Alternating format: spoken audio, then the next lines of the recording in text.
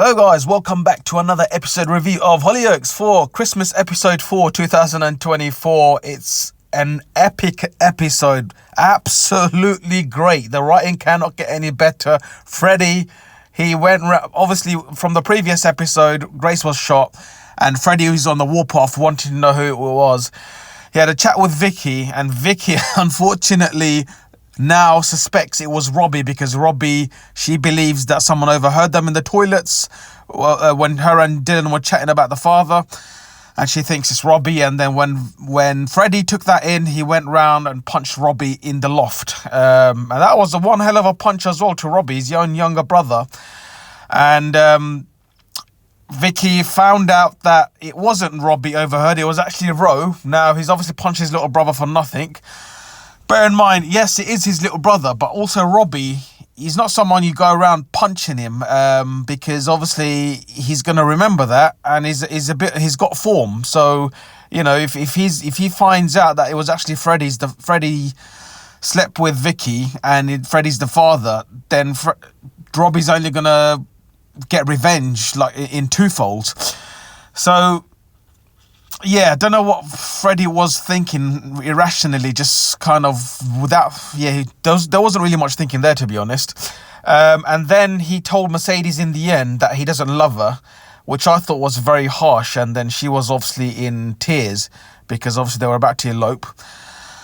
And she's obviously jeopardized her friendship with Grace for Freddie. And Freddie obviously, has loyalty at his heart because he believes now Grace is the one that, saved him from getting shot. But Grace staged this whole thing with her silly little brother Rex. Now, obviously, that is such a manipulative way to gain someone's trust and love, because obviously now she just created this artificial sense of love because Freddie now believes that Grace is genuine and she genuinely likes him. She probably does, but she didn't have to go that far in getting her in endangering her life and also the people who were there at the time of the shooting.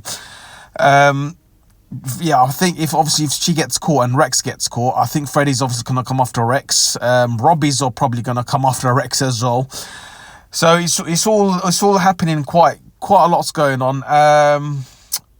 Teresa is off to Japan, and it's the McQueens that kind of persuaded her to go. I actually look. She might not be my favorite character, but she adds a bit of comedy to Hollyoaks. She brings a bit of kind of light to Hollyoaks with and she's just seen as this kind of like busybody, just a typical nice McQueen.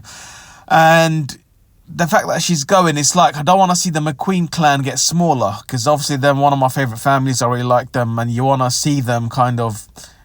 They provide a lot of entertainment. When they're there together with their big family, that's what you want to see. So I'm hoping Teresa will be back very soon. Anyway.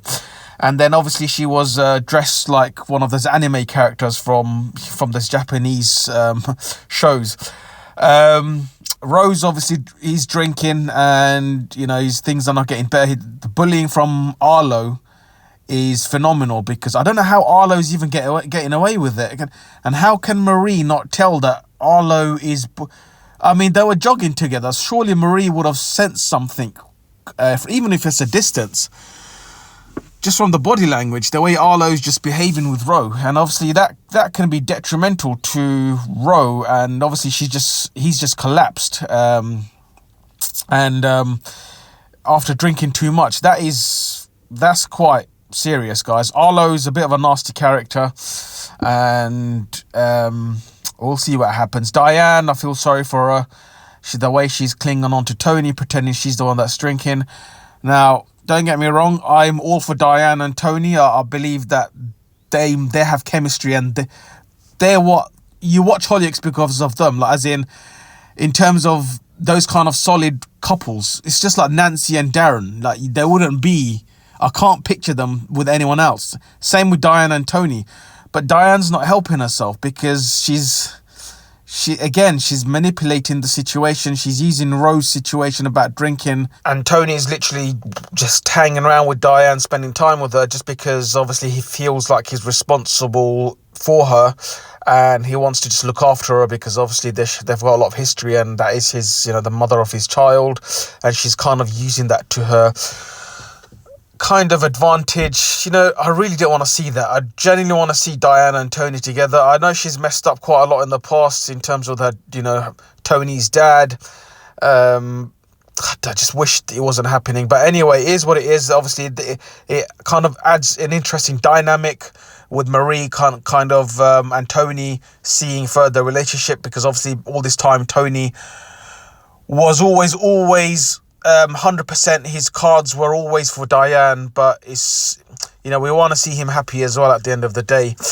And I think that is it, guys.